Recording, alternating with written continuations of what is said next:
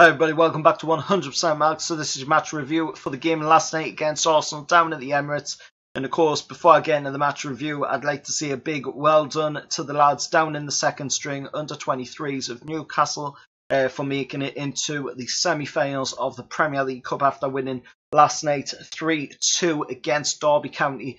And Ben Dawson, you know, he's been doing a really great job this season with the under 23 lads. And hopefully, you know, they can go on to win the Premier League Cup. Now, with that being said, let's get straight into this match review for the game last night against Arsenal.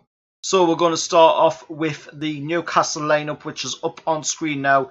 In goal, we had Martin Dubravka. We had a back four of DeAndre Edlin, a returning Jamal Lascelles, Florent Lejeune and Paul Dummett. In midfield of Matt Ritchie, Isaac Hayden, Mo Diame, Miguel Almiron and Jose Perez, just behind Solomon Rondon.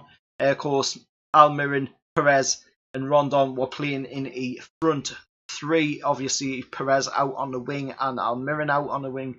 And then on the bench, it was Caldalo, Javi Manquillo, Fernandez, Kennedy, Kay, Shelvey and Muto. Now, going into this game, you know, I would have took at least a draw. The 3 points were probably the preference, you know, but I think that would have been a big shout to come away from the Emirates with the 3 points, especially since we haven't had the best of games, you know, down in the capital this season.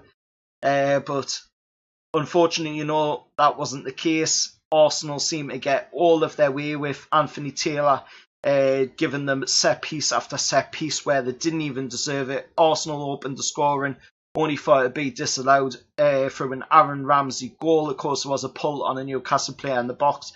That's why it was disallowed. Then, of course, that didn't matter. The half-hour mark rolled around. Aaron Ramsey got set up once again, this time by Lacazette. In my opinion, you know, I thought Lacazette was offside at least by a couple of inches or so. So I thought that goal shouldn't have counted neither. But, of course, that wasn't the case. They allowed it, and Arsenal were 1-0 up, half-hour mark. Then, you know, Matt Ritchie pulled off an amazing save on the line to stop Arsenal going 2 up. Martin Dubravka pulled off save after save in the game as well to stop them from taking it 2-0. Solomon Rondon had a couple of half chances here and there.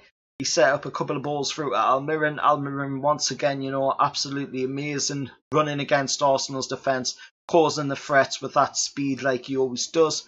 And unfortunately, you know, with 10 minutes remaining in the game, it looked as though Newcastle could steal a goal, you know, and get at least a point out of the game and come away from the capital with a point better than, you know, what we were when we went into the game. But that wasn't the case, as on the 83rd minute, Lacazette got played through. Jamal Lascelles, unfortunately, you know, just coming back into the team, didn't have the fitness to get onto the ball and stop Lascelles getting in, stop Lacazette, getting in there, and Lacazette just chipped it up over the top of Martin Dubravka into the back of the net for the second for Arsenal on the 83rd minute, and that was it. Pretty much the game was dead. But if we look at the Premier League table up on screen now, it doesn't really affect with too much in the fact that we still remain 14th in the Premier League. We're still 7 points above the relegation zone. Cardiff is still yet to play against Man City on Wednesday evening. So if Cardiff win that game, they will get themselves out the relegation zone. But, you know, at the end of the day, they are playing against Man City at the Etihad as well. So that's going to be a very tough game for Cardiff City, in my opinion. Of course, Fulham tonight have got a game against Watford as I record this Tuesday night. They've got the game against Watford. If they win that game, they can get themselves out of the relegation zone, or at least better themselves in the relegation zone. But, you know, if they don't get a win against Watford tonight, then I think it is well and truly sealed that they will be going down into the Championship next season, along with Huddersfield, who seem like it's well and truly over for them now, with only 6 games left in the season. But let us know your thoughts down in the comments below.